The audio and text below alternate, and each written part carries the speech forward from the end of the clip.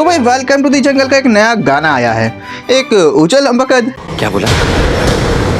फिर से बोल। हाँ इनकी गाना पुराना ही है, बस नए कपड़ों में आया है। कपड़े एंड ये कहना भी बिल्कुल गलत नहीं होगा कि लोगों को इस गाने का ये प्रेजेंटेशन भी काफी बढ़िया लग रहा है। पर वहीं फिर आते हैं कुछ मेरे जैसे लोग जो आज भी सॉन्ग के ओरिजिनल वर्जन के ओजी ट्यून पर कटरीना सी बंदी को इमेजिन करके इस पर नाच रहे हैं। तो ले देखिए, कहने का मतलब मेरा यही है कि वर्जन दोनों ही बढ़िया है एंड दोनों अपनी जगह पर जज भी रहे हैं, पर कहीं ना कहीं इन दोनों में वाइब डिफरेंट है। बात तो सही है। ठीक वैसे ही जैसे पावर रेंजर्स एसपीडी और टोकुसु सेंटाई डेका रेंजर जो कि दूर से देखने में तो काफी सिमिलर लगते हैं, पर दोनों सीरीज को जब तुम पास से देखोगे तब तुम्हें पता चलेगा कि दोनों सीरीज तो यार काफी डिफरेंट है। हाँ, दोनों की एंडिंग भी नॉर्थ एंड साउथ है। आई मीन कि दोनों की एंडिंग्स डिफरेंट है। क्वाइट इंटरेस्टिंग ना? यही नहीं, अभी और सुनिए। एंड शायद इसलिए हमारे तुम्हारे बीच में डेका रेंजर्स का एक अलग ही फैन बेस है और पावर रेंजर्स एसपीडी का एक अलग फैन बेस। कुछ का कहना है कि डेका रेंजर्स बेटर है, वहीं दूसरों का कहना है कि नहीं, पावर रेंजर्स एसपीडी बेस्ट है। इसलिए आज तुम्हारा ये भाई तुम सबको ये बताने वाला है कि कैसे power Rangers SPD and Deka rangers एक दूसरे से कितने ज्यादा अलग हैं, और अगर तुम ये दोनों सीरीज देखते हो तो कैसे तुम्हें एक बार में ही दो का मजा मिल पाएगा। तो चलो शुरू करते हैं। तो अपने पावर रेंजर्स एसपीडी में एसपीडी का मतलब जहां स्पेस पेट्रोल डेल्टा था, वहीं 2004 में आई सीरीज टोकुसु सेंटाई डेका रेंजर्स में SPD initial stands for special police Deka ranger, यानी कि दोनों एसपीडी कहीं ना कहीं अलग तो है ही। वहीं जहां अपनी पावर रेंजर्स एसपीडी की story and timeline take place करती है फ्यूचर में, यानी कि 2025 में, जो कि अब नॉट सो फ्यूचरिस्टिक है। वहीं डेका रेंजर्स प्रेजेंट टाइमलाइन यानी कि 2004 में ही एग्जिस्ट करती है। क्या बात कर रहे हैं? यानी कि ये एक ऐसे यूनिवर्स में टेक प्लेस करती है जहाँ की पहले से ही दुनिया काफी hi fi and high tech है, जो सच में काफी ज्यादा फ्यूचरिस्टिक लगती है। एंड इसी फ्यूचरिस्टिक टेक एंड गैजेट्स को देखते हुए एसपीडी के मेकर्स ने सीधा फ्यूचर का ही रास्ता चुना और एसपीडी को 2025 में सेट कर दिया। वैसे कहना पड़ेगा कि ये मूव काफी स्मार्ट था। इससे एडवांस टेक्नोलॉजी को जस्टिफाई करना काफी ज्यादा आसान हो गया था। अरे साला, इतना अलगे फ्रॉड चल रहा है। तो टाइमलाइन की बात तो कर ली, अब कुछ कैरेक्टर्स की बात कर ले। क्यों नहीं? तो इन दोनों ही सीरीज के कैरेक्टर्स की बात करें तो इनके character design, back story and appearances दोनों में ही हमें काफी डिफरेंसेस देखने को मिलते हैं। फॉर एग्जांपल अपना जैक, ये एक रॉबिन हुड टाइप का चोर होता है जिसे सीरीज में आगे चलकर रेड रेंजर की रिस्पॉन्सिबिलिटीज मिलती है। वहीं डेका रेंजर में जो अपना रेड रेंजर है जिसका नाम अकाजा बान उर्फ बान होता है, जो पहले से ही स्पेशल पुलिस डेका रेंजर यानी कि एसपीडी का मेंबर होता है। ये कैसे हो गया? एंड वो ऑलरेडी रेड रेंजर के तौर पे दूसरे प्लेनेट पे सर्व कर रहा होता है, बट अपने रेकलेस बिहेवियर की वजह से उसे डिमोट करके प्लेनेट अर्थ के एसपीडी ब्रांच में ट्रांसफर कर दिया जाता है, जहां वो रेड रेंजर बन के अपनी टीम के साथ एलियन क्रिमिनल्स से फाइट करता है। एंड जब हम इन दोनों सीरीज को और ज्यादा नजदीकी से और ज्यादा गौर से देखते हैं तो इनकी पर्सनैलिटीज एंड कैरेक्टर डेवलपमेंट में भी हमें काफी डिफरेंसेस देखने को मिलते हैं। जहां आगे चलकर अपना जैक लौंडियाबाजी के चक्कर में एसपीडी छोड़ देता है, वहीं बान को फायर स्क्वाड में प्रमोट कर दिया जाता है। औरत का चक्कर बाबू भैया, औरत का चक्कर बहुत बेकार होता है। तो रेड रेंजर के बाद अगर हम टीम की येलो रेंजर यानी कि जी डेलगाडो, अबे रुक जा भाई, हाँ तो भाई जी डेलगाडो एंड उसकी सेंटाई काउंटर पार्ट जैस्मिन की बात करें तो दोनों का ही पास्ट काफी डार्क है एंड ये दोनों ही कैरेक्टर शो के लिए काफी इंपॉर्टेंट एंड वैल्यूएबल एसेट है। पर हाँ, एक बात है जो इन दोनों में काफी इंटरेस्टिंग है एंड वही इन दोनों को डिफरेंशिएट भी करता है, और वो है इनकी पावर्स। जहां तुम्हारी जी के पास डुप्लीकेशन की पावर्स होती है, वहीं जैस्मिन के पास ब्रिज के जैसे साइकिक एबिलिटीज होती है। बट साथ ही जैस्मिन किसी का भी हाथ से छूकर, क्या बोला तूने? आई मीन कि किसी भी बीइंग को टच करके उसका पूरा पास देख सकती है। क्वाइट इंटरेस्टिंग ना?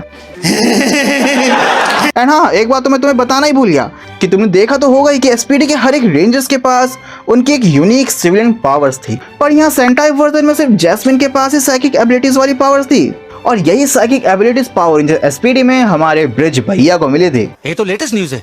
तभी तो ये दोनों मेंबर्स अपने हाथ में ग्लव्स पहनते हैं ताकि ये अपनी पावर्स को कंट्रोल कर सके। पर कहना पड़ेगा कि अमेरिकन वर्जन में रेंजर्स को यूनिक पावर्स देना एक बहुत ही स्मार्ट मूव था, क्योंकि जब भी रेंजर्स अपनी पावर्स का इस्तेमाल करते हैं वो सीन कतई जहर लगता है, जो कि सीरीज को कई लेवल्स पे यूनिक एंड इंटरेस्टिंग बनाता है और देखने में तो मजा आता ही है यार। तो जी एंड जैस्मिन को प्यार देने के बाद थोड़ा पशुओं की बात कर ले। मरना है क्या बॉस?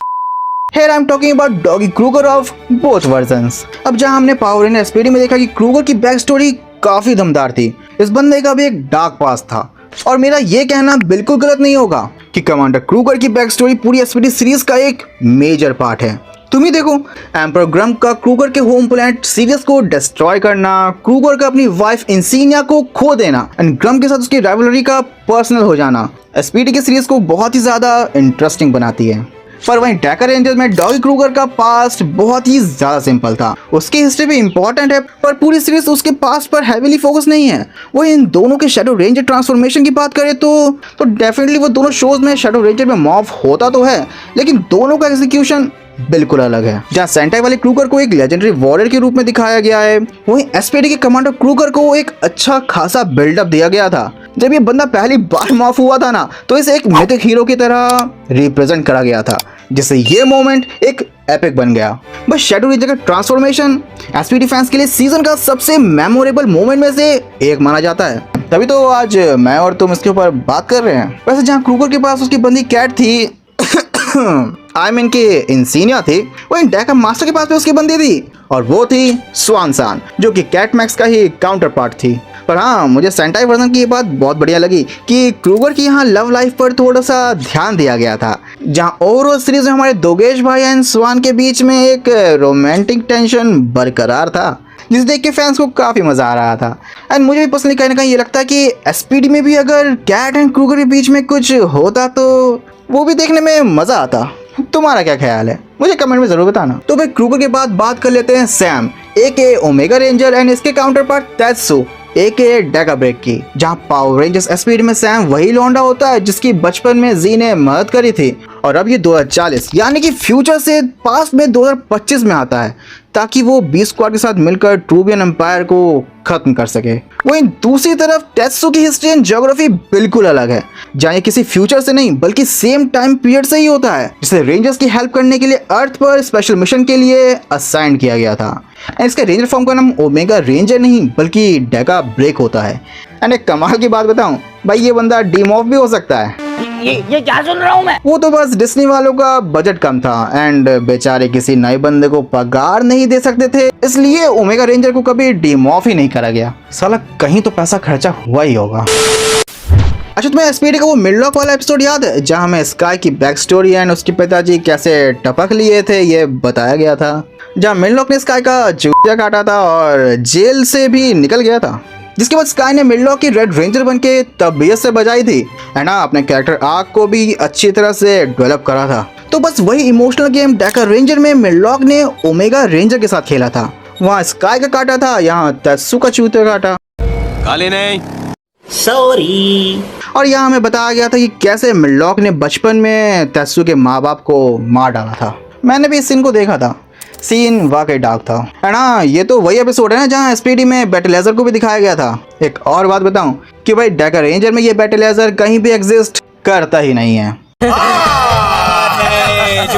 सच्ची मेरे भाई, इस पूरे सीरीज में कहीं पर भी रेड रेंजर को उसका बैटलेजर मिलता ही नहीं है। हाँ, आगे चल के कोई एनहांस मोड मिलता है पर बैटलेजर मुन्ना ना कहता ही नहीं। एंड इससे मुझे ये पता चल गया कि ओमेगा रेंजर की पगार कहाँ पर काटी गई थी। देखो सेठ जी, प्यार से मांग रही हूँ, चुपचाप मेरी तनख्वाह दे दो। अरे हमने कहा ना जब होंगे तो दे देंगे, अभी नहीं है। एक बात है जो मुझे डेकर रेंजर की बड़ी बेकार लगी कि भाई इसमें किसी भी तरह का कोई ग्रम एम्पायर था ही नहीं, किसी भी तरह का कोई एलियन मॉन्स्टर का ऑर्गेनाइजेशन था ही नहीं। अरे वो छोड़ो, पूरी सीरीज खत्म हो गई, कहीं पर भी ग्रम था ही नहीं। कह दो कि ये झूठ है। और शायद यही वजह है कि डेकर रेंजर का क्रूगर इतना इम्पैक्टफुल नहीं लगता जितना एसपीडी का शैडो रेंजर लगता है। और मेरी इस बात से तो तुम भी एग्री करोगे कि एक हीरो तगड़ा हीरो तभी बनता है जब सामने वाले खलनायक के कान में गूदा हो। लाया हूं ना मैं। सेंटाई वर्जन के रेंजर्स ऐसे एलियन मॉन्स्टर से लड़ते हैं जो अर्थ या अदर प्लैनेट पर क्राइम करते हैं। एंड डेकर रेंजर का सबसे खतरनाक विलन था एजेंट एब्रेला, जिसे हम एसपीडी में ब्रूड विंग के नाम से जानते हैं, जो अपने बिजनेस एंड अपने पैसों के लिए कुछ भी कर सकता है। खैर, यही थे Power Ranger SPD and Tokusou Sentai Deka Rangers के कुछ मेजर डिफरेंसेस जो इन दोनों शोज को एक दूसरे से बिल्कुल ही अलग बनाते हैं, पर दोनों को ही अपनी जगह पर स्पेशल एंड यूनिक भी। एंड इसलिए डेका रेंजर्स एंड एसपीडी का अपना एक अलग से ही कल्ट फैन बेस बना हुआ है। वैसे कुछ मेजर एंड माइनर डिफरेंसेस और भी है, पर वो किसी और वीडियो में बताऊंगा अगर तुम चाहो तो। लेकिन अगर तुम्हें ये वीडियो पसंद आती है और इस पर तुम बाल्टी भर भर कर प्यार बरसाते हो, जैसे कि वही वीडियो को यार लाइक करके उस पर 3 बार हाइप करते हो, तो हो सकता है क्या पता कि मैं तुम्हारी किसी अगली डिमांड पर वीडियो बना दूं। पर अगर तुम चाहो तो तभी ये सब पॉसिबल हो पाएगा। एंड अगर तुम लोग चैनल पर नए हो तो तुम्हें पता तो होगा ही ना कि तुम चैनल को सब्सक्राइब भी कर सकते हो। तो जाओ जाके अपना जलवा दिखाओ, चैनल को सब्सक्राइब करो यार। तो जब तक नए लोग चैनल को सब्सक्राइब कर रहे हैं, तब तक बाकी मेरे भाई लोग एंड उनकी बहनों ये बताओ कि तुम किस तरफ हो, टीम पावर रेंजर्स एसपीडी या टीम डेका रेंजर्स? है ना, ये भी बताओ कि तुम्हें अगली वीडियो किस टॉपिक पर चाहिए। क्या पता तुम्हारे फैक्ट्री वाले भैया उसी पर वीडियो बना दे। पर यार प्लीज टॉपिक्स तगड़े बताना, ताकि बनाने में भी मजा आए और बताने में भी। तो चलो भाई चलता हूँ, तुम्हारे लिए अगली वीडियो पर काम भी तो करना है। तो इसी के साथ ही आज के मुख्य समाचार समाप्त हुए। नमस्ते। अरे वो मिस्टिक फोर्स का सेंटाई वर्जन तो लगाइए जरा, सुना है वो भी काफी मजेदार है।